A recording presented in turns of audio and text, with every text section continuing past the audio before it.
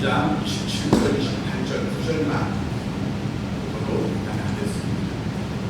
32장 27절, 28절 말씀을 공부하겠습니다. 그 사람이 그에게 이르되 내 이름이 무엇이냐? 그가 이르되 야곱이니이다. 그가 이르되 내 이름을 다시는 야곱이라 부를 것이 아니요 이스라엘이라 부를 것이니 이는 내가 하나님과 및 사람들과 겨루어 이겼음이니라. 아멘. 오늘 이 말씀으로 우리 특별한 질문 6번째 시간, 내 이름이 무엇이냐라는 제목으로 나누기를 원합니다. 우리 앞뒤 좌우로 한번 인사하실까요? 잘 오셨습니다. 축복합니다. 사랑합니다. 오늘도 여러분께 하나님 주시는 귀한 도전의 질문이 되기를 바랍니다. 지난주에 질문이 뭐였는지 기억나십니까? 너희는 나를 누구라 하느냐? 하나님이 어떤 분이신지, 주님이 어떤 분이신지에 대한 고백을 들었고, 오늘은 너의 이름이 무엇이냐? 나의 존재가 어떤 자인가 하는 것을 하나님이 물으십니다. 이 질문은 하나님과 야곱 사이에 일어난 대화입니다. 여러분 야곱 잘 아시죠? 성경에서 가장 파란만장한 삶을 살았던 사람 중에 한 사람입니다. 그래서 그가 자기 인생을 돌아보면서 어떤 인생 살았다고 합니까? 험악한 인생을 살았다고 얘기하죠. 출생부터 아주 특이합니다. 아버지가 이삭인데 쌍둥이로 태어나잖아요. 미란성 쌍둥이로 태어나고 있어요. 에서와 야곱이잖아요.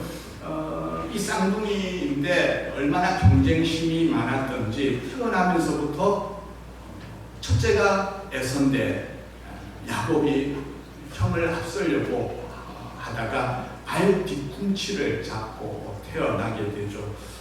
둘의 성격도 천지 차이입니다. 에서는 남자답고 활동적이고 그래서 아주 사냥을 좋아하고 고기를 잡아오면 그 아버지 이삭이 아주 즐거워하는, 그래서 아버지의 사랑을 독차지하는 에서였고, 반면에 야곱은 어떤 성격입니까? 조용하고 내성적이고 내향적, 어머니의 사랑을 받으면서 어머니 곁에 부엌에서 지내는 시간이 더 많았던 사람이 야곱입니다.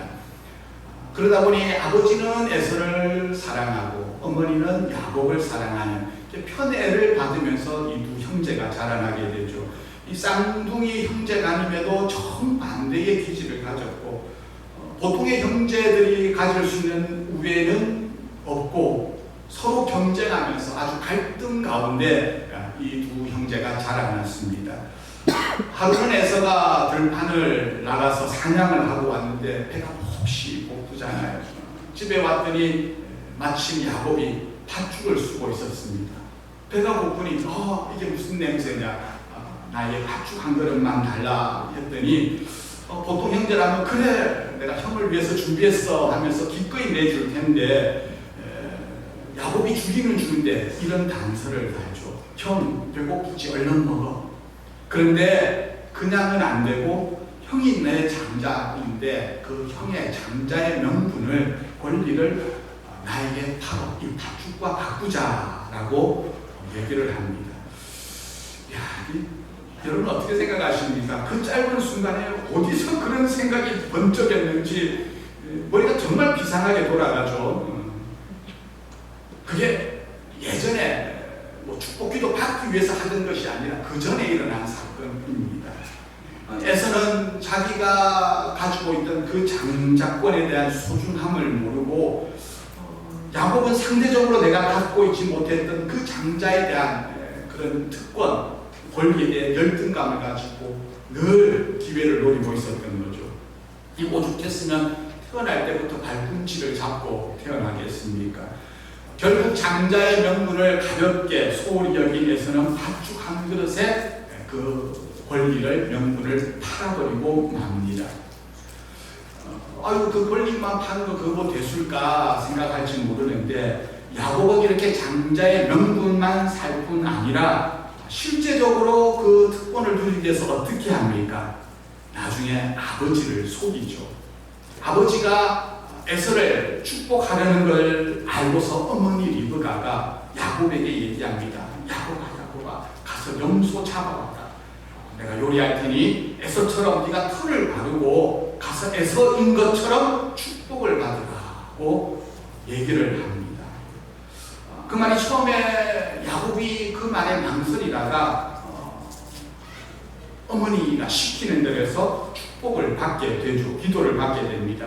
그리고 나중에 에서가 돌아와서 사냥을 해서 아버지 이삭에게 들어가는데 이미 야곱이 아버지의 그 복을 받은 줄 알고서 하는 말이 뭐였습니까? 무슨 말을 합니까? 내가 야곱을 죽이리라 고 얘기합니다. 이 말을 들은 또 어머니 리브가는 겁이 나가지고 에서가 진짜 죽일 걸 알고 있거든요. 그래서 야곱을 불러서 급하게 외삼촌 집으로 피신을 시킵니다. 당분간만 가서 있다가 화가 가라앉으면 돌아와라. 소나기를 좀 피해야 되지 않겠니? 그래서 당분간 떠나가게 되는데 그 당분간이 결국 얼마가 됩니까? 20년이라는 시간이 세월이 걸리고 맙니다. 그렇게 해가지고 급하게 야곱이 평생 어머니 리브가의 그 품속에서 치마품에서 자라다가 갑작스럽게 짐을 싸가지고 광야길로 나서게 되는 거죠. 당시의 족장 사회에서 자신이 태어나고 자란 곳을 떠나간다는 것은 정말 목숨을 내어놓는 그런 위험을 감수해야 되는 그런 일이었습니다.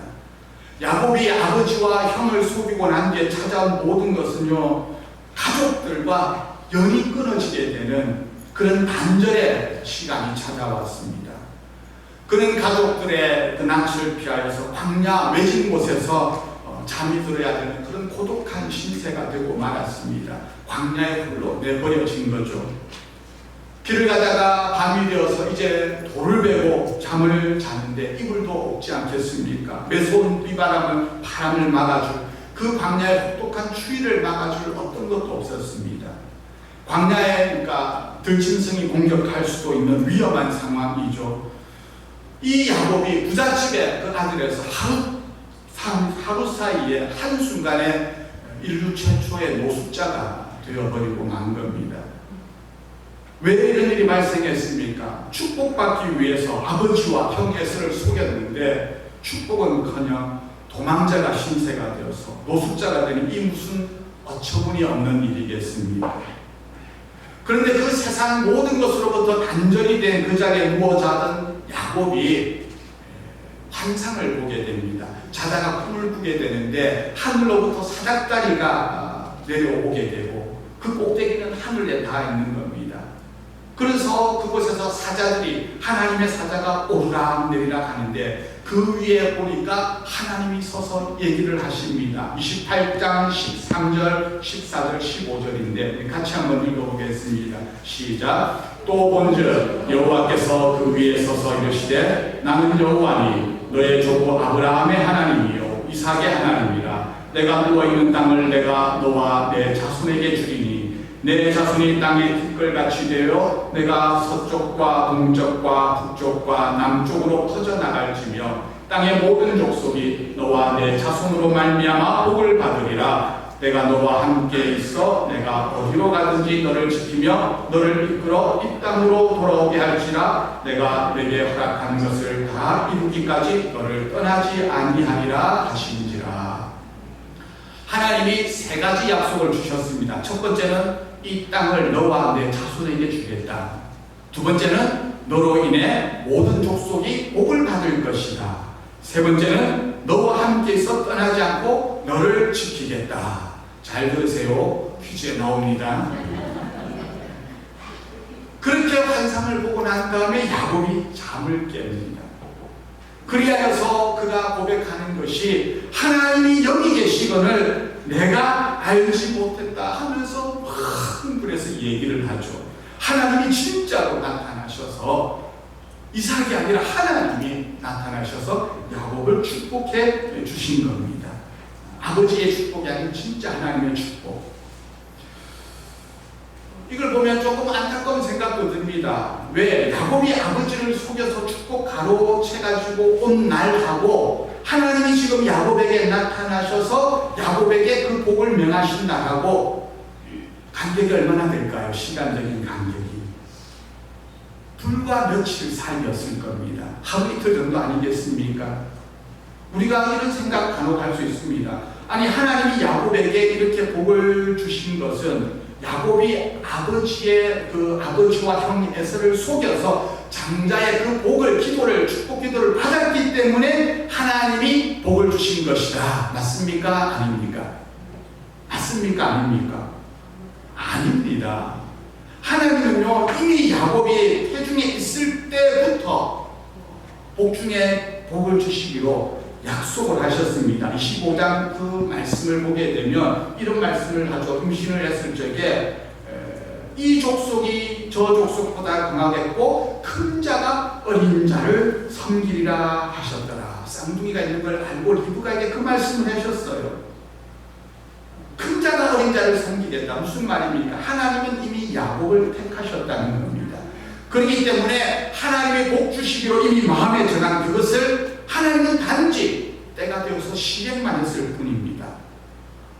안타까운 게 그 며칠만 참았더라면, 그렇게 야곱이 거짓말 해가지고 그 인생이, 모든 인생의 그 험악한 인생의 출발이 어디서부터였습니까? 아버지와 형 에서를 속인 것에서부터 출발하지 않았습니까? 며칠만 참았으면 이렇게 길에서, 광야에서 돌베개 메고 자는 그런 상황이 아니라 따뜻한 이불 덮고 있으면서 하나님 복 받았을 텐데, 그런 생각 들지 않으십니까? 여기서 야곱이 조금만 더 참고 기다렸다면 하나님이 이미 그에게 복 주시기로 태중에서 말씀하셨기에 그냥 하나님이 그 주시는 그 복을 참고 기다리기만 하면 되는데, 그걸 못 기다려가지고 조급한 마음에 거짓말을 하게 되는 거죠. 그러면 또 이런 생각도 듭니다. 아니, 하나님이 복 주시기로, 함께 하시기로 약속하셨다면 처음부터 장자를 누구로? 야곱으로 태어나게 만들고, 그래서 아버지 속이고 형 속이고 집 떠나게 하는 일이 없게 하면 되지 않습니까? 그런 생각 안 드십니까? 우리가 성경을 읽을 때 그런 생각도 조금은 들어봐야 됩니다. 왜 하나님은 이런 일을 복잡하게 꼬우실까? 복잡하게 만드실까? 야곱의 인생 가운데 도대체 하나님은 어떤 계획과 섭리를 가지고 이런 일들을 행하시는가? 우리가 그것을 한번 잘 생각해 봐야 됩니다. 이렇게 광야에서 야곱이 하나님을 처음으로 만나고 난 뒤에 이제 외삼촌 집에, 라반의 집에 도착을 하게 되죠. 밧단 아람이라는 그곳에서 외삼촌 라반의 양을 치면서 살게 되는데, 처음에는 그냥 몇 해만 살면 될 줄 알았는데 그 시간이 몇 년이 되었다고요? 20년입니다. 그 20년의 세월 동안 결혼을 하는데 누구랑 결혼합니까? 자기가 사랑했던 라헬과 결혼을 하고 싶어서 7년 동안 열심히 일을 했는데, 임금도 안 받고 했는데, 결혼식 날 밤에 눈을 뜨고 첫날 밤을 지나고 그 다음날 아침에 눈을 떴더니 자기가 사랑하는 라헬 대신에 누가 있어요? 그 언니인 레아가 있는 겁니다. 환장을 보시죠. 결국 야곱은 또 라헬을 얻기 위해서 7년을 추가로 더 일을 하게 되었습니다. 이 야곱이 외삼촌에게 완전히 속은 겁니다. 그것뿐만 아니라 야곱은 있으면서 품상 문제로 라반에게 10번이나 넘게 속임을 당하게 됩니다. 원래 속이는 건 누구 전문입니까? 속이는 건 야곱이 전문인데, 하나님께서는 그 야곱을 버릇을 고치려고 그러셨는지 야곱보다 더 센 놈을 준비시켜가지고 그 야곱의 못된 버릇을 고치셔요. 야곱을 다듬어 가셔요. 그 20년의 세월 동안 야곱은 고생은 고생대로 죽도록 하고 험악한 세월을, 초반부를 보내게 됩니다. 그러니 인생이 얼마나 기가 막히겠습니까? 그렇게 20년 동안 죽도록 고생만 하던, 자기 양도 아니고 자기 염소도 아니고 외삼촌의 양을 치던 그 야곱에게 하나님이 말씀하셔요. 20년 전에 하나님 무슨 말씀하셨습니까? 돌아오게 할 것이다 하셨잖아요. 이제 때가 되었으니 외삼촌 집을 떠나서 가나안 땅 고향으로 돌아가라 하고 하나님이 말씀을 해주십니다. 그래서 야곱은 그 아내와 아이들, 아내가 4사람이 있죠. 자녀들이 11명이죠. 그렇게 나중에 하나를 더 놓게 되고, 그렇게 야곱이 자녀들, 가족들과 그리고 가축대를 데리고 20년 만에 이제 고향 땅으로 돌아가게 됩니다. 부모님은 이미 다 돌아가셨어요. 돌아가는 과정에서 외손친이 또 추격을 해와서 여러 어려움을 겪게 되지만 그 위기를 잘 넘기고 이제 마침내 고향으로 돌아가게 되는데, 문제는 뭡니까? 그의 앞에 자기가 해결할 수 없는 큰 산과 같은 문제가 바로 놓여 있습니다. 바로 에서라고 하는 장애물입니다. 20년이 지났지만 아직도 야곱은 그 형을 속인 그 일이 큰 마음에 부담이 되었습니다. 갔을 때 형이 과연 나를 반가이 맞아줄 것인가, 아니면 지금도 살기 등등해서 나를 죽이려 할 것인가, 야곱이 고민이 됩니다. 그래서 야곱이 택한 방식이 뭡니까? 또 야곱대로 머리를 쓰죠. 형 에서에게 사람을 먼저 보내어서 형의 마음이 어떤지 살펴보게 만듭니다. 그때 먼저 갔던 그 사람들이 전해준 내용이 뭔가 하니, 형 에서가 400명을 거느리고 온다는 겁니다. 자, 퀴즈 하나 드릴게요. 여기서 퀴즈는 안 합니다. 에서가 400명을 데리고 오는 것은 20년간 되어졌던 동생을 만나는 기쁨이 너무 커서 환영사절단으로 400명을 보내는 것이다. 맞다, 틀리다. OX. 답은 어떻게 그렇게 잘 아십니까? 동생을 사랑해서 환영하려고 오는 것이 아닙니다. 이건 과거의 일로 인해서 아직도 에서의 마음이 풀리지 않았던 것을 잘 드러내죠. 상한 마음은요, 20년이 지났지만 아직도 그 상태 그대로입니다. 야곱이 겁을 잔뜩 먹었어요. 그래서 겁을 먹은 야곱이 행하는 행동이 뭘까? 7절 말씀입니다. 8절 우리 2절을 같이 읽어보겠습니다. 시작. 야곱이 심히 두렵고 양과 소와 낙타를 두 대로 나누고 이르되 에서가 와서 한 대를 치면 남은 한 대는 피하리라 하고. 이야, 정말 야곱다운 수를 씁니다. 자기와 함께한 무리를 둘로 나누어서 선발대 1차를 먼저 보내고 자기는 뒤에 남아가지고 그리고 에서가 어떻게 하는지 따라서 먼저 간 사람들을 치면 자신은 도망을 치겠다는 그런 대책을, 야곱다운 대책을 내놓았습니다. 나름대로 이 야곱이 살궁리를 한 거지만 어떻습니까? 참 얄팍하지 않습니까? 이게 제대로 된 대책이라고 할 수 있습니까? 에서가 만약에 쳤다면 내가 이제 선발대를 쳤으니까 야곱 너는 이제 그냥 편하게 살아라 그러겠습니까? 에서의 분노는 야곱을 향해 있는 것이고, 선발대 치고 나면 야곱 무리를 쫓아와서 잡는 거 너무 쉽습니다. 혼자 도망가는 것도 아니고 자녀들이 10몇 명이 넘고 부인도 있고 가축도 많이 있고 그 다 끌고 도망가는 거 쉽겠습니까? 에서가 마음 먹으면 죽이는 건 일도 아닙니다. 결국 이렇게 살겠다고 세운 대책이라고 하는 것이 꾀를 냈지만 이건 근본적인 대책이 되지 못합니다. 그러면서 9절에 뭐라고 얘기합니까? 야곱은 자기대로 인간적인 대책은 또 세웠지만 9절에는 또 이렇게 얘기합니다. 함께 했습니다. 시작. 야곱이 또 이르되 내 조부 아브라함의 하나님, 내 아버지 이삭의 하나님 여호와여, 주께서 전에 내게 명하시기를 내 고향 내 족속에게로 돌아가라, 내가 내게 은혜를 베풀리라 하셨나이다. 이거 뭐예요? 인간적인 방법은 인간적인 방법들을 다 쓰고 또 하나님 앞에 하나님과 살려주세요 얘기도 하고, 요즘 말로 하면 양다리 걸치기입니다. 그 앞에 하나님이 나타나서 사실 1절에도 보면 하나님의 군대가 되어서 너를 보호해주겠다 약속하셨음에도 야곱은 여전히 인간적인 방법을 쓰고, 그리고 또 하나님 앞에 나와 하나님 약속했지 않습니까? 내가 20년 전에 집 떠날 때 하나님이 나에게 와서 하신 말씀 잊지 않으셨지요? 인간적인 계산은 계산대로 하고 또 하나님 앞에 도와달라고 하는 것은 포기를 못하고 있습니다.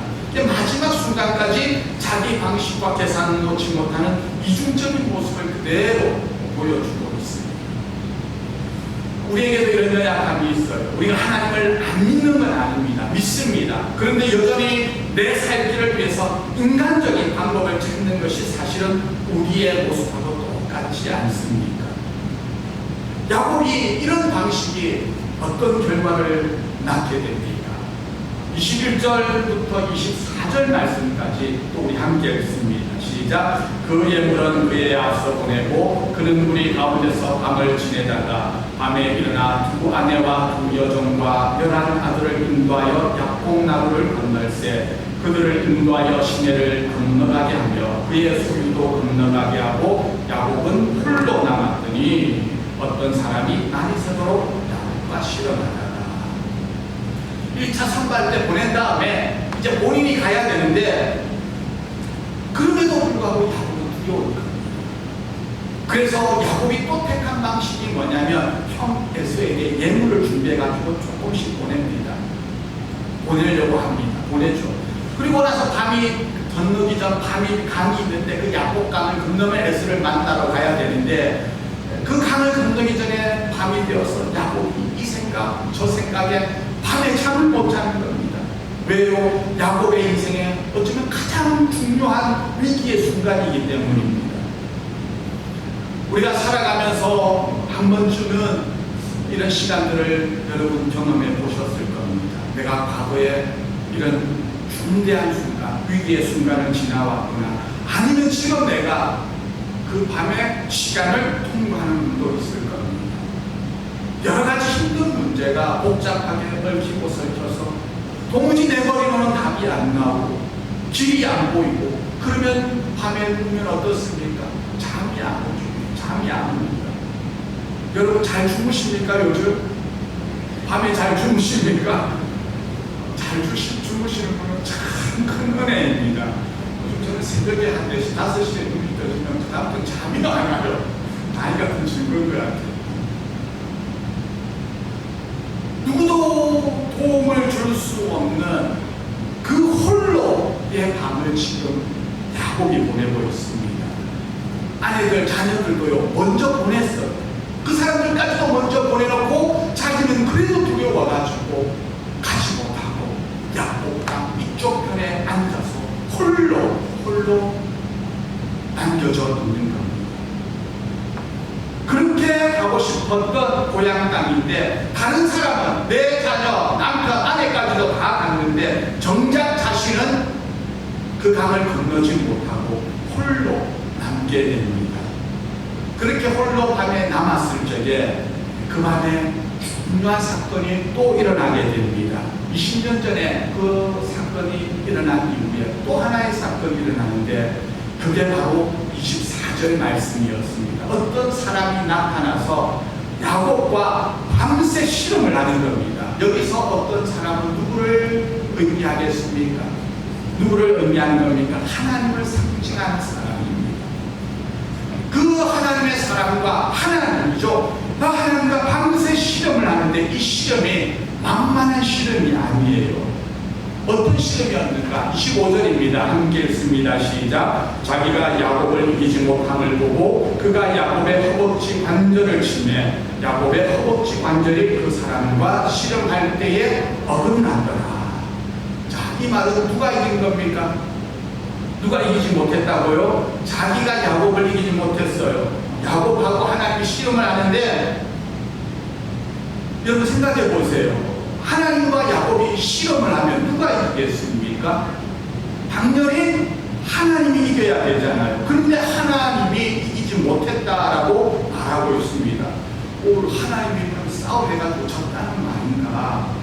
여기서 이김이라고 하는 말은 물리적인 싸움에서 힘을 가지고 하는 그런 싸움에 이기고 지고를 의미하는 것이 아닙니다.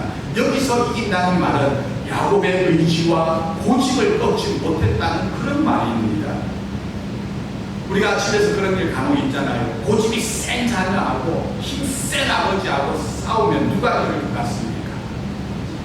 고집이 센 자녀하고 힘센 아버지하고 싸우면 누가 이깁니까? 우리 생각에는 아버지가 이길 것 같은데 실상 그러지 않습니다. 자녀가 이깁니다. 왜요? 자녀 이기는 부모 있다 없다? 없습니다. 아버지가 아무리 때리고 달래고 뭐 그랬고요, 자녀가 고집 부리고 방 안에 들어가고 문 걸어 잠그고 울고 밥도 안 먹고 나 아버지 안 봐. 그러면은 결국 나중에 아버지가 어떻게 합니까? 두 손 두 발 들고 하는 말, 내가 졌다. 우리와 하나님이 싸우면 전능하신 하나님이 항상 이길 것 같은데 그렇지 않습니다. 우리가 하나님께 순종하지 않고 고집대로 육신적인 삶을 살게 되면 오히려 하나님이 지고요, 우리가 하나님을 이기는 그런 고약한 삶을 살게 되는 겁니다. 우리가 구원받아서 하나님의 자녀가 되었다 해도 여전히 내 고집을 부리고 불순종하는 삶을 살게 되면 결국 우리는 하나님을 이겨먹는 삶, 내가 왕이 되어서 지난주의 말씀처럼 내가 결정권자가 되고 내가 왕이 되어서 내 뜻대로 사는 잘못된 삶을 살게 되는 겁니다. 지금 하나님이 왜 야곱을 찾아오셨습니까? 야곱이 더 이상 고집센 육신적인 모습으로 살지 말고 하나님께 순종하며 변화된 모습으로 살게 하시려고 야곱을 찾아오셨지 않습니까? 그런데 야곱이 고집을 부리니까 하나님이 어떻게 하셔요? 야곱의 허벅지 관절을 쳐버리셨습니다. 예전 성경에는 이거를 환도뼈라고 했는데 요즘 말로 하면 뭡니까? 고관절입니다. 고관절. 여기 엉덩이 뼈로 말씀하는 거죠. 이 뼈가 부러지거나 무너지게 되면요, 어떻게 될까요? 못 걷게 됩니다. 그럴 수가 없습니다.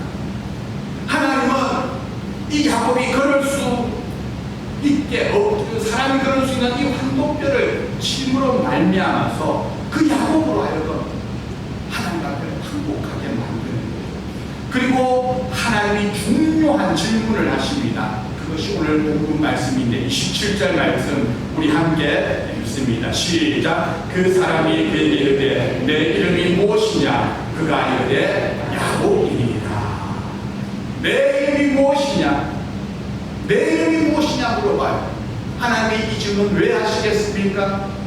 이름을 몰라서 하시겠습니까? 아닙니다. 전능하신 전지하신 하나님 다 알고 계시죠. 이름이라고 하는 것은 그 사람의 정체성을 얘기합니다. 아이덴티티가 담겨 있습니다. 너는 지금까지 어떤 이름으로 살아왔느냐, 어떤 모습으로 살아왔느냐, 지금까지는 네가 남을 속이고 자기 유익 챙기는 그런 교활한 장깨를 쓰면서 야곱이라는 이름을 가지고 육신적인 삶을 살아온 것을 하나님이 그 질문을 통해서 일깨워 주시는 것입니다. 이때 비로소 야곱이 정말 처음으로 자기의 모습을, 자기의 실존을 하나님 앞에 드러내게 됩니다. 나는 야곱입니다. 나는 야곱입니다. 이 말 속에 드러나 있는 자기의 고백이 무엇입니까? 하나님, 나는 빼앗는 자였습니다. 제가 사기꾼으로 살았습니다. 남의 것 빼앗아 살았습니다. 나는 하나님마저도 내 목적을 위한 수단으로 이용하면서 살았습니다. 그런 내가 바로 야곱입니다. 이 고백이 이 대답 속에 담겨져 있는 것입니다.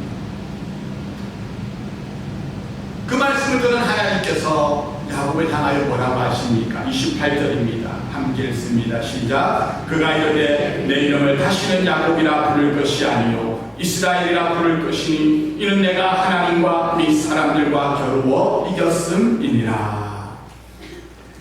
야곱은 이 사건을 통하여서 하나님을 깊이 경험하게 되고 그 이후로 야곱은 어떤 삶을 살게 됩니까? 야곱이 아니라 이스라엘이라는 새 이름을 가지고 살아가게 됩니다. 물론 이스라엘이라는 이름이 바뀌었다고 해서 야곱이 전부 다 바뀐 것은 아닙니다. 이후에도 계속 야곱이라고 불리게는 됩니다. 그러나 하나님이 이스라엘로 만들어 가시는 그 과정을 이후에 계속해서 겪게 되는 거죠. 성형외과에 보게 되면은 광고하면서 그런 얘기하죠. 사진을 같은 사람인데 예전 모습을 보여주면서 밑에는 비포 써져 있습니다. 그리고 성령 이후에 사진엔 뭐라고 되어 있습니까? 애프터라고 보여주면서 비교를 하면서 이렇게 바뀐다라고 광고를 하죠. 야곱에게 있어가지고 하나님을 만나서 깨어진 이 날은 자기의 생애에 바로 비포와 애프터로 구분이 되는 야곱이 야복 강가에서 하나님과 씨름하면서 하나님 앞에 매달리면서